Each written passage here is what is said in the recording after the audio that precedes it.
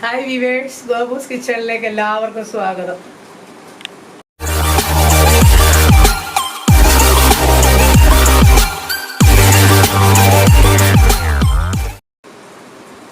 എൻ്റെ ചാനൽ ആദ്യമായിട്ട് കാണുന്നവരാണെങ്കിൽ സബ്സ്ക്രൈബ് ചെയ്യണം, ഷെയർ ചെയ്യണം, വീഡിയോ ഇഷ്ടപ്പെട്ടെങ്കിൽ ലൈക്ക് ചെയ്യണം, കമൻറ്റുകൾ എഴുതണം. ഇന്ന് ഏത് വാർത്തകൾ കേട്ടാലും പെൺകുട്ടികൾ ഇറങ്ങിപ്പോയി വീട്ടിൽ നിന്ന്, ഇങ്ങനെയൊക്കെയുള്ള കാര്യങ്ങളാണ് കേൾക്കുന്നത്. ഒരു വീട്ടിൽ നിന്ന് തന്നെ 2 കുട്ടികൾ പോയി. അപ്പോൾ എന്നും ഈ ന്യൂസ് കേൾക്കുമ്പോൾ നമുക്കൊരു സന്തോഷകരമായ ഒരു വർത്തമാനങ്ങളും ഇല്ല. ഇങ്ങനെയുള്ള കാര്യങ്ങളാണ് ഉള്ളത്. നമ്മളൊക്കെ ഇപ്പോൾ എൻ്റെ അച്ഛൻ മരിച്ചു, ഇപ്പോഴും എനിക്ക് ഓർക്കുമ്പോൾ ആ അച്ഛനോടുള്ള താല്പര്യം, നമുക്ക് അച്ഛനോടും അമ്മയോടുള്ള സ്നേഹം, ബഹുമാനം, ഈ കുട്ടികളൊക്കെ എന്താണ് ഇങ്ങനെ ന്യൂ ജനറേഷൻ മനസ്സിലാകുന്നില്ല. നമുക്ക് മീഡിയാസിൻ്റെ ഇൻഫ്ലുവൻസ് ആണോ എന്നറിയില്ല. ഈയിടെ ഞാൻ പ്രൈവറ്റ് ബസ് സ്റ്റാൻഡിലൊക്കെ പോകേണ്ട ആവശ്യങ്ങൾ വന്നു. അപ്പോൾ ആ സമയത്തൊക്കെ അവിടെ കുട്ടികൾ ഇങ്ങനെ നിൽക്കുന്നത് കണ്ടപ്പോൾ നമുക്ക് വല്ലാത്ത വിഷമമാണ്.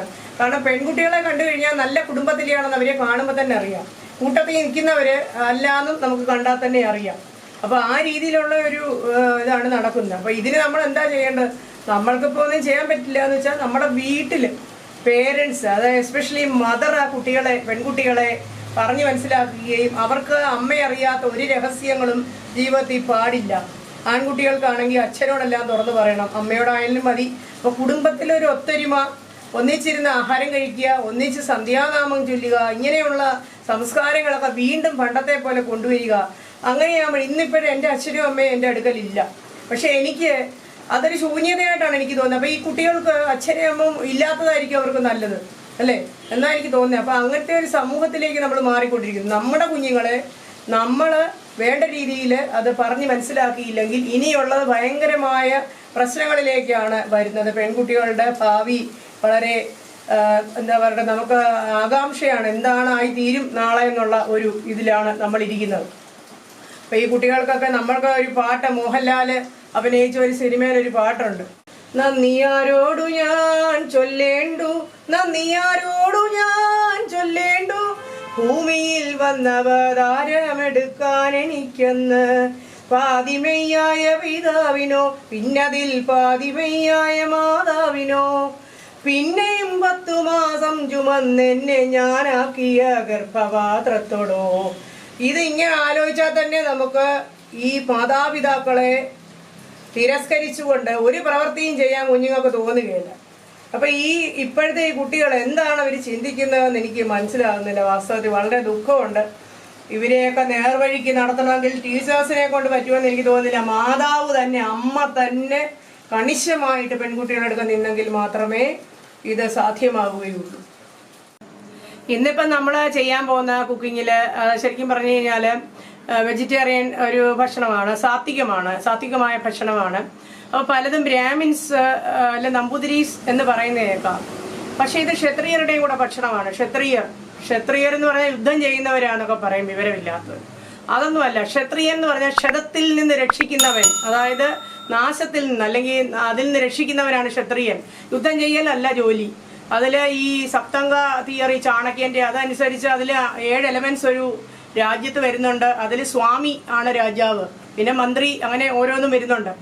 അപ്പോൾ ഈ രാജാവിൻ്റെ ജോലി യുദ്ധം ചെയ്യലല്ല, രാജ്യരക്ഷയാണ്. പിന്നെ അതിൻ്റെ സന്ദർഭം വരുമ്പോൾ യുദ്ധത്തിൽ അദ്ദേഹവും പങ്കെടുക്കും എന്നുള്ളത് മാത്രമേ ഉള്ളൂ. അപ്പോൾ ഈ നമ്പൂതിരിമാരുടെ ഫുഡ് എന്ന് പറയുന്നത് തന്നെയാണ് ക്ഷത്രിയരുടേതും. അതുപോലെ തന്നെ പല വെജിറ്റേറിയൻസ് ഉപവിഭാഗങ്ങളുമുണ്ട്. ഈ പിന്നെ നമ്പൂതിരിമാരിലും ഉണ്ട്, അല്ലാതെ ഒക്കെ ഉണ്ട്. പിന്നെ നെടുങ്ങാടിമാർ, ഏറാടിമാർ, നമ്പ്യാരുമാർ, പിന്നെ ഈ നമ്പീശന്മാർ, നമ്പടി, ഇങ്ങനെ പല പിന്നെ ആളുകളുണ്ട്. അപ്പം അവർക്കെല്ലാം തന്നെ ഉണ്ണിമാർ, ഇങ്ങനെയെല്ലാം അവരെല്ലാം ഇതേ ഫുഡ് ഹാബിറ്റാണ്.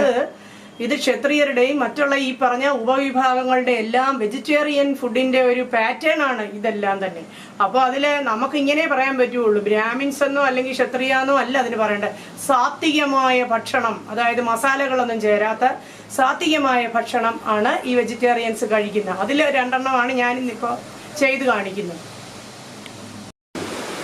ഇന്നത്തെ ഒന്നാമത്തെ ഐറ്റം ഉലുവ പുളുങ്കറിയാണ്. ട്രഡീഷണൽ ഐറ്റമാണ്. ഞാൻ ഒരു ചെറിയ കഷ്ണം കുമ്പളങ്ങ അരിഞ്ഞു വെച്ചു. വെള്ളരിക്ക എടുക്കാം, കുമ്പളങ്ങ എടുക്കാം. കുമ്പളങ്ങയും വെള്ളരിക്കയും കൂടെ മിക്സ് ചെയ്തെടുക്കാം, അതൊന്നും പ്രശ്നമില്ല. കുറച്ച് കഷ്ണം എടുത്തു. ഇനി ഇത് നിരപ്പ വെള്ളം ഒഴിക്കുന്നു. എന്നിട്ട് ഇനി മഞ്ഞൾപ്പൊടി ഇടും, ഇത് വേവിക്കുന്നു. അതോടൊപ്പം തന്നെ ഞാൻ ഇതും ഒരു ട്രഡീഷണലായിട്ട് ഞങ്ങൾ ഉണ്ടാക്കുന്ന ഒരു മെഴുക്കുവരട്ടിയാണ്. ചേനയും കായും കൂടെ ഉള്ളത്. അപ്പോൾ ചേന ഞാൻ ഇന്നലെ വെച്ചപ്പോൾ കുക്കറിൽ വെക്കേണ്ട കാര്യമില്ല, നന്നായിട്ട് വേവുന്നതുകൊണ്ട് പാത്രത്തിൽ തന്നെ വെച്ച് അങ്ങ് വേവിക്കുകയാണ്. അതിനുശേഷം ബാക്കി കാര്യങ്ങൾ. അപ്പോൾ രണ്ടും സൈമൾട്ടേനിയസ് ആയിട്ട് കുക്കിംഗ് നടന്നുകൊണ്ടിരിക്കുന്നു. ഇതിലേക്ക് ഞാൻ ആവശ്യത്തിന് വെള്ളം ഒഴിക്കുന്നു. നിരപ്പ് വെള്ളം ഒഴിച്ച് മഞ്ഞൾപ്പൊടി ഇടാൻ പോരാ. രണ്ടിലേക്ക് 1 ടീസ്പൂൺ മഞ്ഞൾപ്പൊടി ഇതിലിടുന്നു. അതോടൊപ്പം തന്നെ ഇവിടെ ഒരു 1/2 ടീസ്പൂൺ മതി, കാരണം കുറവല്ലേ. ഒന്ന് അടച്ചു വെച്ചാൽ പെട്ടെന്ന് അത് വേവും. ഇതും അതുപോലെ ഒന്ന് അടച്ചു വെക്കും. നമുക്ക് ആ കുമ്പളങ്ങ വേവുമ്പോഴത്തേക്ക് കുറച്ച് ഉലുവ വറുത്തെടുക്കാം. ഒരു 1/4 ടീസ്പൂൺ മതി, കാരണം കഷ്ണം കുറവാണ്, കുറച്ച് ക്വാണ്ടിറ്റിയേ ഞാൻ വെക്കുന്നുള്ളൂ. ഇത്രയും ഉലുവ മതി. അത് വറുത്തെടുക്കുക, ചുമക്ക വറുത്തെടുക്കുക. ഉലുവ ചുമക്ക വറുത്തിട്ടുണ്ട്. ഒരുപാട് വറുത്ത് കഴിഞ്ഞാൽ കരിഞ്ഞു പോകും. ഇത്രയും മതി. ഇനി ഇതെടുത്ത് മാറ്റിയിട്ട് മുളക് വറക്കാൻ പോകും. വറ്റൽമുളക് ഒരു 3 വറ്റൽമുളക് മതി ഈ ക്വാണ്ടിറ്റിക്ക്. ഇപ്പോൾ എടുത്തിരിക്കുന്നതിന് അളവനുസരിച്ച്. ഇത് പ്രത്യേകിച്ച് ശ്രദ്ധിക്കണം, എണ്ണയിലല്ല വറക്കുന്നത്, ഡ്രൈ ആയിട്ട് നമ്മൾ ഫ്രൈ ചെയ്തെടുക്കുകയാണ് ചെയ്യുന്നത്. ഒന്ന് ചെറുതായിട്ട് മൂക്കുന്ന വരെ ഒന്ന് ഇട്ട് ഫ്രൈ ചെയ്തെടുക്കുക. ഉലുവാപ്പുളും കറിക്ക് നമ്മൾ നാളികേരം അരയ്ക്കണം. അത് പക്ഷേ വറുത്തരയ്ക്കുമൊന്നുമല്ല, പച്ചയ്ക്ക് അരയ്ക്കും. സ്വല്പം നാളികേരം ഞാനിപ്പോൾ ഒരു 4 ടേബിൾ സ്പൂൺ എടുക്കുകയാണ്. അതിലേക്ക് നമ്മൾ വറുത്ത് വെച്ചിരുന്ന ഈ ഉലുവയും മുളകും കൂടെ ഇടുന്നു. എന്നിട്ട് ഇതൊന്ന് കുറച്ച് വെള്ളം ചേർത്ത് ഒന്ന് അരച്ചെടുക്കുക. സ്വല്പം പുളി, ഇതിലെ മോരൊഴിക്കുകയല്ല, പുളിയാണ്. പുളി പിഴിഞ്ഞ് ഞാൻ എടുത്തിരിക്കുകയാണ്. ഒരു ചെറിയ നെല്ലിക്കയുടെ അത്രയും വലിപ്പത്തിൽ പുളി പിഴിഞ്ഞ് അതങ്ങോട്ട് ഒഴിച്ചു. മോരൊഴിക്കരുത്, അത് വേറെ ടേസ്റ്റാണ് മോരൊഴിക്കുമ്പോൾ. ഇതാണ് ഇതിൻ്റെ ടേസ്റ്റ്. അപ്പം മോര് പറ്റാത്തവരും കാണും, അപ്പോൾ അവർക്ക് ഇങ്ങനെ ആകുമ്പോൾ കുഴപ്പമില്ല. പുളി ഒഴിച്ചതിന് ശേഷം നന്നായിട്ട് തിളച്ചു. ഇനി ഞാൻ അരച്ച് വെച്ചിരിക്കുന്ന തേങ്ങയും ഉലുവയും മുളകും കൂടെ, നമ്മൾ കുറച്ച് മുമ്പേ വറുത്ത ഉലുവയും മുളകും പിന്നെ പച്ച തേങ്ങയും കൂടെ അരച്ചത് ഇതിലേക്ക് ചേർക്കുവാണ്. സ്വല്പം കൂടെ വെള്ളം ഒഴുക്കി ഇതൊന്ന് കഴുകി എടുക്കും. ഇതൊന്ന് കഴുകിയെടുത്തു മിക്സിക്കകത്തു നിന്ന്. എന്നിട്ട് ഇനി ഇത്രയും മതി. ഇത്രയും പിന്നെ കട്ടിയാകാം. ഒരുപാട് കട്ടിയുള്ള ഒരു കൂട്ടാനല്ല ഉലുവാപ്പുളും കറി. ഇതിൻ്റെ ഗുണം എന്താണെന്ന് വെച്ചാൽ ഉലുവ ഉള്ളത് കൊണ്ട് ദഹനത്തിന് വളരെ നല്ലതാണ്. അതുപോലെ തന്നെ ഷുഗറുകാർക്കൊക്കെ നല്ലതാണ്. അങ്ങനെയൊക്കെയുള്ള ഗുണങ്ങൾ ഇതിലുണ്ട്. ഇത് ഞങ്ങളുടെ ട്രഡീഷണൽ ആയിട്ടുള്ള ഒരു കറിയാണ്. പണ്ട് കാലത്ത് പിന്നെ വീടുകളിൽ ഉണ്ടാക്കുന്നു. അതായത് പിന്നെ ഈ പറഞ്ഞ പോലെ കോവിലങ്ങളിലും കൊട്ടാരങ്ങളിലും ഒക്കെ ഒരു സ്ഥിരം ഉണ്ടാക്കുന്ന ഒരു കറിയാണിത്. ഞാൻ കടുക് വറുക്കാനായിട്ട്, ഉലുവാപ്പുളും കറിക്ക് കടുക് വറുക്കാനായിട്ട് 1 ടീസ്പൂണ് വെളിച്ചെണ്ണ ഒഴിച്ചിട്ടുണ്ട്. ഒരു 1/2 ടീസ്പൂൺ കടുക് മതി, കാരണം കുറച്ചേ ഉള്ളൂ നമ്മൾ എടുത്തിരിക്കുന്ന ക്വാണ്ടിറ്റി, അതുകൊണ്ട് കുറച്ച് മതി. പിന്നെ ഉലുവ വേണമെങ്കിൽ ഇടാം. ഞാനൊരു 2 ഉലുവായും കൂടി ഇടുന്നുണ്ട്, കാരണം ഓൾറെഡി നമ്മൾ അരച്ച് ചേർത്തിരിക്കുന്നതുകൊണ്ട് അതിൻ്റെ സ്വാദുണ്ടല്ലോ. പിന്നെ നമ്മൾ ഒരു ഇതള് കരിവേപ്പിലയും കൂടി ഇടുക. 2 വറ്റൽമുളകും ഇടാം. അപ്പം സാധാരണ കടുക് വറക്കുന്ന രീതി തന്നെ, അല്ലാതെ വ്യത്യാസമൊന്നുമില്ല. അത് കടുക് വറുത്ത് ഇനി നമ്മൾ കറിയിലേക്ക് ചേർക്കുന്നതോടുകൂടി അതിൻ്റെ പ്രിപ്പറേഷൻ കഴിഞ്ഞു. കടുക് പൊട്ടിയിട്ടുണ്ട്. നമ്മൾ ഇത് ഈ കറിയിലേക്ക് ഒഴിക്കുന്നു.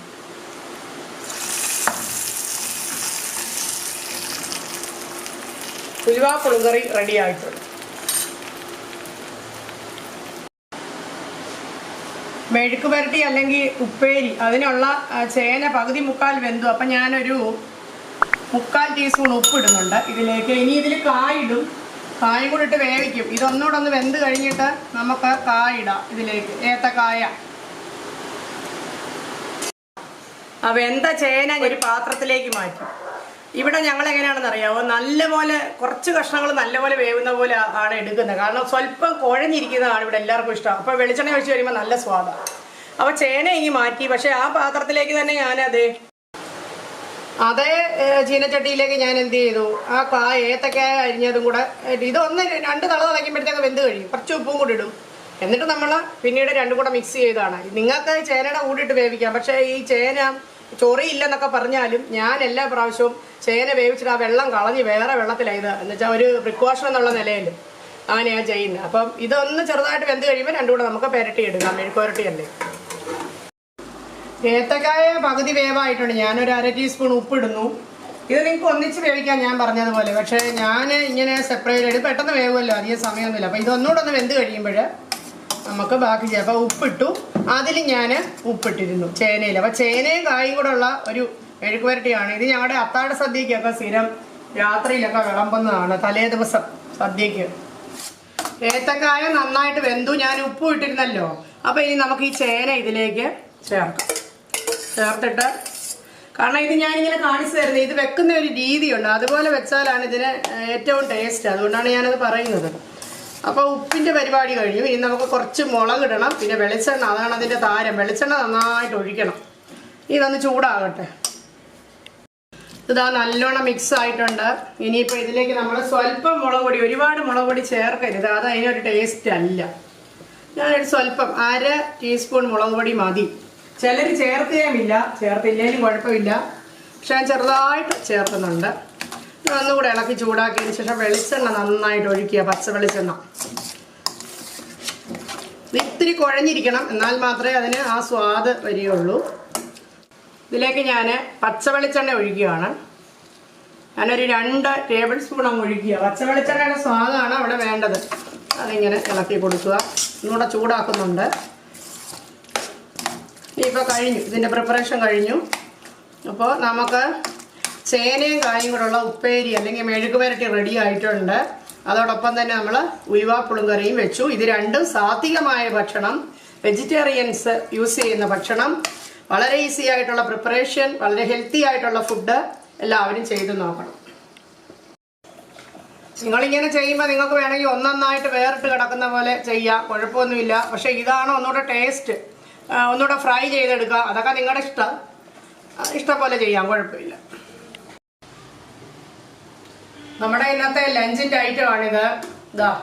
ഇത് മെഴുക്കുമായിട്ട് ഇനി ഞാൻ വേറെ ഇതിലോട്ടൊന്നും മാറ്റുന്നില്ല. ഞങ്ങൾ കഴിക്കാൻ പോവാണ്, ഊണ് കഴിക്കാൻ പോവാണ്. ചോറ് റെഡിയായി, അടുത്തായി. അപ്പം ഇത് മെഴുക്ക് പുരട്ടി, ഇത് ഉലുവ പുളിങ്കറി. ഇത് രണ്ടും കൂടെ നല്ല കോമ്പിനേഷനാണ്. ഇനിയൊരു വീഡിയോയുമായിട്ട് നമുക്ക് എത്രയും പെട്ടെന്ന് കാണാം.